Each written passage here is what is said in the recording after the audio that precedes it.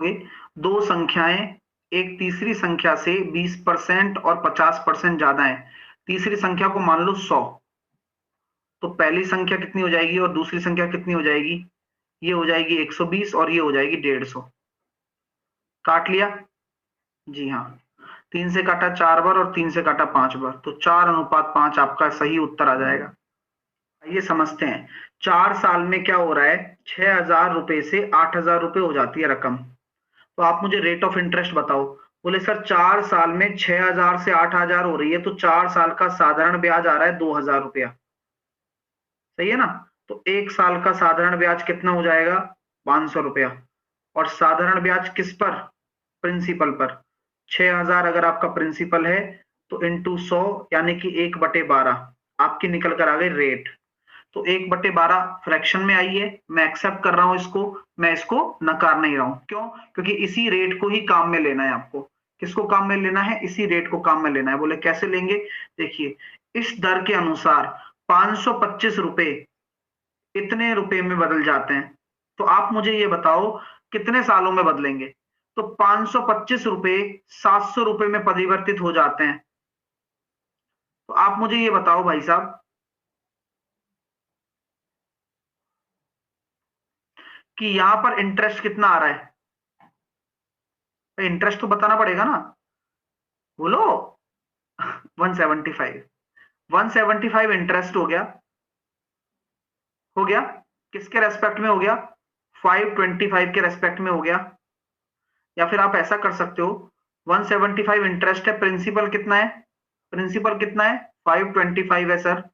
Rate कितनी है? 1/12 है सर। टाइम निकाल दो बस, बस आ जाएगा आंसर। सॉल्व करना पड़ेगा, बिल्कुल करना पड़ेगा।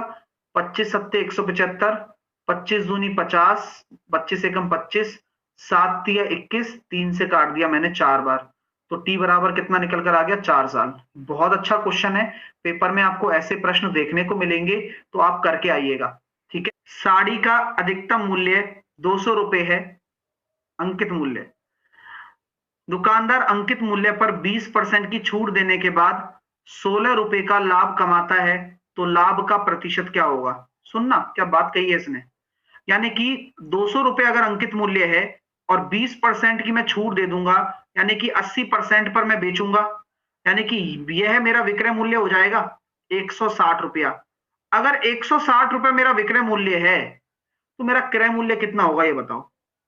सर 16 रुपए का लाभ हो रहा है ना, तो आपका जो क्रय मूल्य होगा वो 16 रुपए कम होगा, 144। बस हो गया काम।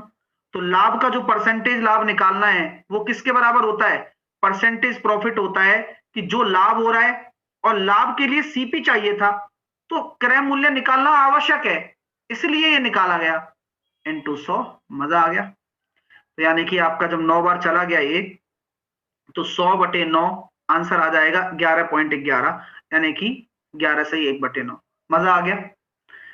एक लड़के को किसी राशि का 3.5% ज्ञात करने को कहा गया, उसने गलत पढ़कर उसका 5.5% निकाल दिया, तो उनका अंतर कितना आ रहा है? 220 आ रहा है।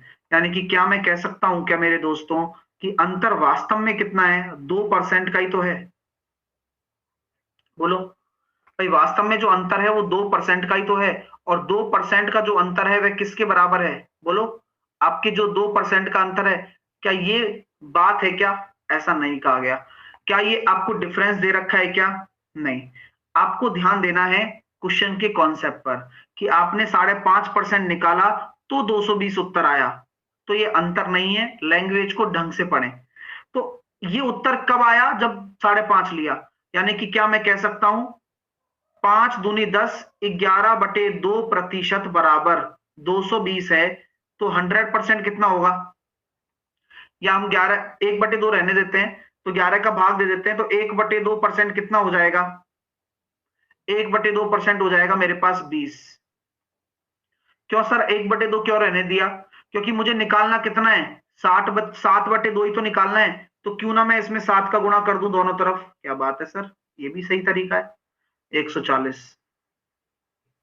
6 लड़कियां किसी एक कक्षा की औसत आयु x साल है। 6 लड़कियों की एक कक्षा में उनकी जो औसत आयु है वह x साल है।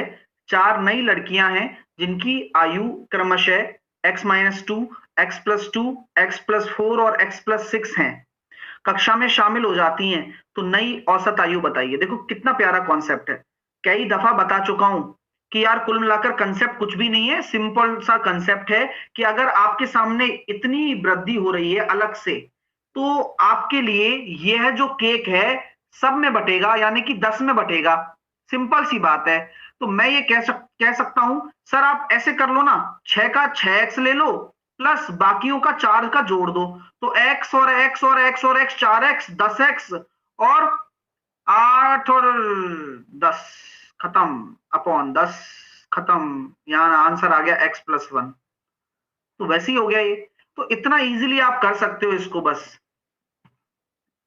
भाई देखो 6x तो ये टोटल हो गया, 4 नई लड़कियां आ गई भाई साहब, तो इन सब का जोड़ दिया मैंने, अब टोटल 10 हो गई, नया औसत ये हो गया। एक बैग में 5 रुपए 50 पैसे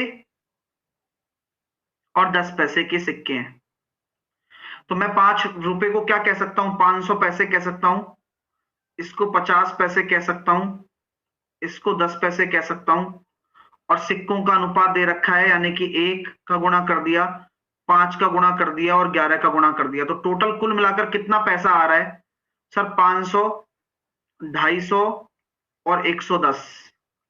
तो सर कुल मिलाकर अगर मैं जोड़ता हूं तो मेरे पास 860 पैसा आ रहा है सर।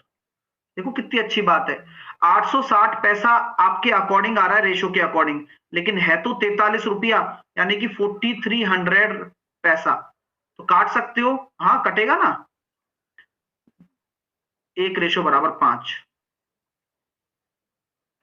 ठीक है, तो 50 पैसे के कितने सिक्के हो जाएंगे, तो 5 रेशो है ना, तो 55 25, तो 25 कॉइन्स हो जाएंगे। कितना अच्छा तरीका है ना। अब बताओ, दो संख्याओं प्रत्येक 13 से बड़ी है, उनका मैसे 13 दे रखा है, लैसे इतना दे रखा है।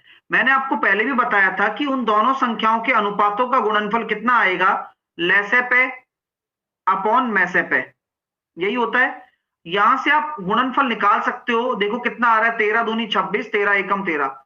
अब 21 के ऐसे टुकड़े करो जो कि को प्राइम हो, तो को प्राइम पेयर वो होते हैं जैसे कि 1 और 21 बन जाएगा सर, जैसे कि 3 और 7 बन जाएगा सर, और कुछ नहीं बन सकता।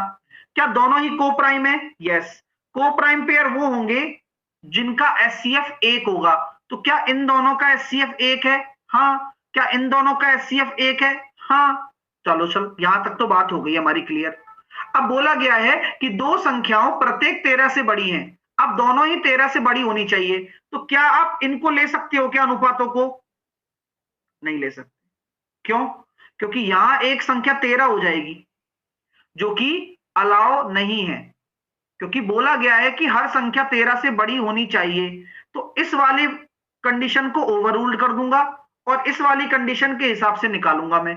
तो हम अनुपातों का योग ये ले लेंगे 10 रेशो, और में से 13 है, तो अनुपातों का योग कितना हो जाएगा, यानी कि संख्याओं का योग 130 हो जाएगा। तो 130 आपका राइट आंसर आ जाएगा। अलग अलग निकाल के भी जोड़ सकते हो, जैसे कि 13 तिया 39 और 13 सत्ते 91। तो अगर आप ऐसे भी जोड़ते हो तो भी आपका राइट आंसर यही आता है।